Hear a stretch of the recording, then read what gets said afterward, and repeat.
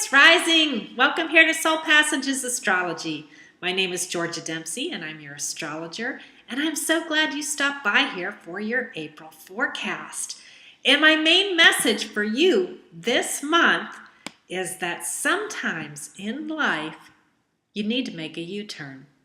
But it all starts out with Venus entering the sign of Aries on April 5th, where she will either be lighting up your second or third house. In the second, she's likely to deliver something you admire greatly, for this is the house that has to do with the things that matter the most. Now that's different for everybody, and a lot of it has to do with the sign located on the cusp of the second house. For someone who has Aries on the cusp, it could be a skydiving trip, being given some daring assignment to complete at work, or anything that gives you a sudden rush. Spiritual matters or developing creative and artistic talents could bring happiness if Pisces happens to be in this position instead. Now in the third, your social life could pick up if Venus is here, and people will seem pleasant and fun. This is a good time to share your affections with the others closest to you in your life. Reconnect with siblings, neighbors, and other relatives. Small acts of kindness are in order, for life feels really good right now. On this day, Mercury will enter Taurus, where he will have you thinking about practical home matters, such as setting up a cleaning schedule, doing the shopping, paying the bills. You could also find yourself daydreaming up recipes. If this mercurial energy is in your house of communications, expect to be busily handling the details of your life. Though life probably does feel hectic right now, Mercury in Taurus wants to be peaceful and at ease as he methodically plans how to get the things done he needs to make life comfortable. Learning is likely to progress in a step-by-step fashion. Gather information regarding contracts and classroom schedules while completing the necessary paperwork. Build towards something solid and worthwhile under this influence, and you'll be happy. Now, life starts to get pretty doggone interesting by April 7th because we are going to have a super new moon in Aries conjunct revolutionary Uranus. This will either be stirring up your values sector or your house of communications. Expect sudden events to revolutionize the way you think or see things. In your second house, you could make a U-turn decision regarding what's important in your life. You could also realize that you are your own best asset and that you need to take charge of your life by developing your talents and skills. Changes to your income could fluctuate as a result, but if you keep in mind the long haul, the changes you make now will benefit you later. If the third house is impacted by this Uranian energy, you could decide on a whim to go back to school to enhance your technology or language skills. You could also get bolder in speaking your mind. The way you communicate with others is subject to change. If you've been shy in the past, you can decide it's time to speak up. If you have a tendency to give in during debates, well, you could start standing your ground. Changes are happening regarding how you think, process information, and speak, and those changes want to come busting out of you with verve. Community renovations are possible at this time too, as are sudden events that could impact siblings, other relatives, or even neighbors. One way or the other, change is afoot in your life. Now, as if this weren't all exciting enough, this new moon in Aries is going to reignite the Pluto-Uranus square. For most of you, Pluto is lurking in your 12th house, where he is busy unburying hidden material from the deepest layers of your mind. The 12th house tends to hide parts of ourselves we'd rather not let others see. But when Pluto starts rooting around in there, these energies have a way of leaking out. Childish behaviors can emerge along with power struggles. Past actions could also be revealed, causing sorrows in your life. Conversely, Pluto in the 12th can also have a very spiritual feeling to it, allowing you to see the suffering in the world.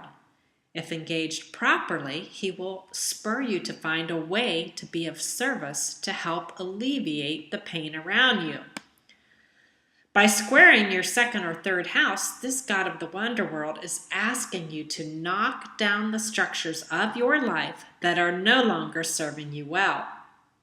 Maybe it's your value system that needs to be overhauled. How you think about life's events is another one that's up for grabs. Change your thinking and communication patterns for the positive and see what happens in your life. You are not in Kansas anymore, Toto.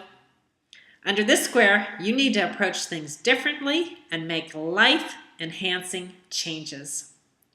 On April 17th, Mars, the god of war and passion, will start moving retrograde.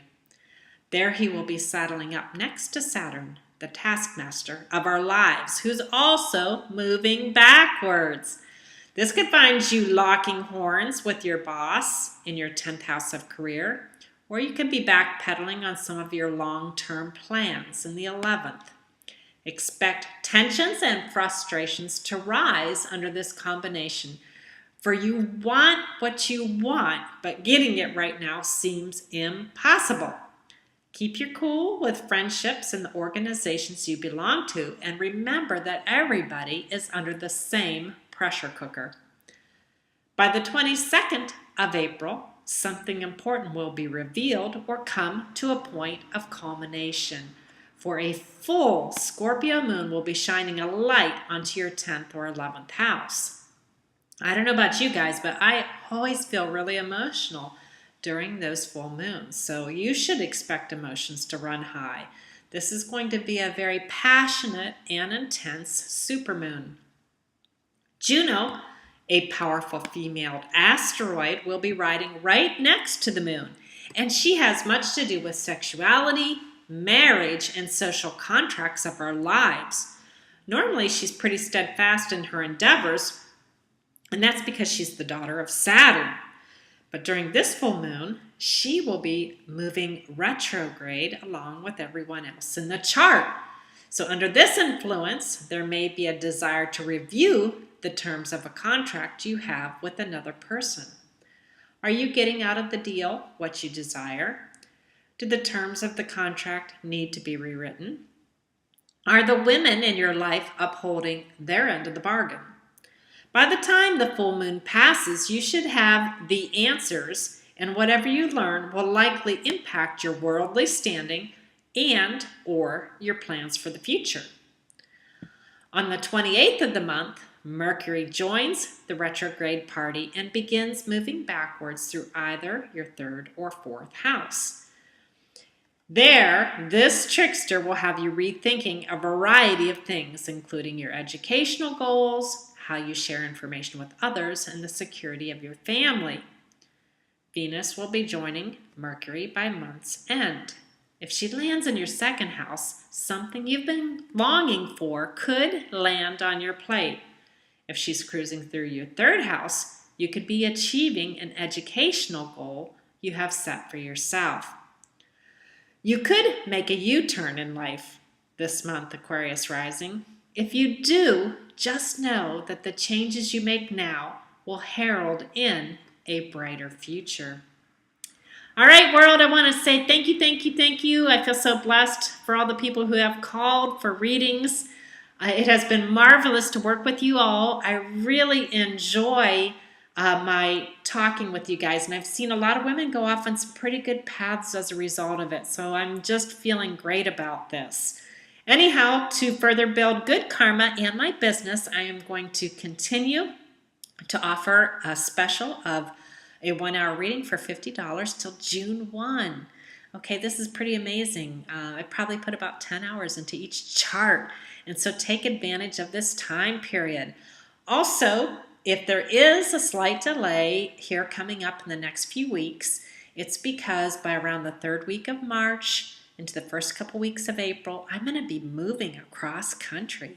And I'm doing it as part of that Sag 2.0 reconstruction process. I'm getting my toes into fertile soil. I'm going to a spiritual place for me.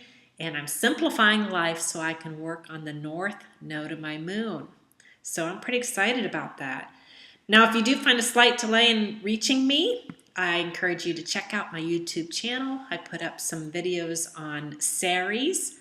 She is a rockin' female asteroid in our chart. She has a lot to do with Mother Earth stuff, gardening, mother-daughter relationships, how we nurture ourselves. And then I did a follow-up video for what happens when she and Pluto go toe-to-toe in the chart. All right, that all being said, I wish you guys an absolutely wonderful April. Peace, blessings, and namaste.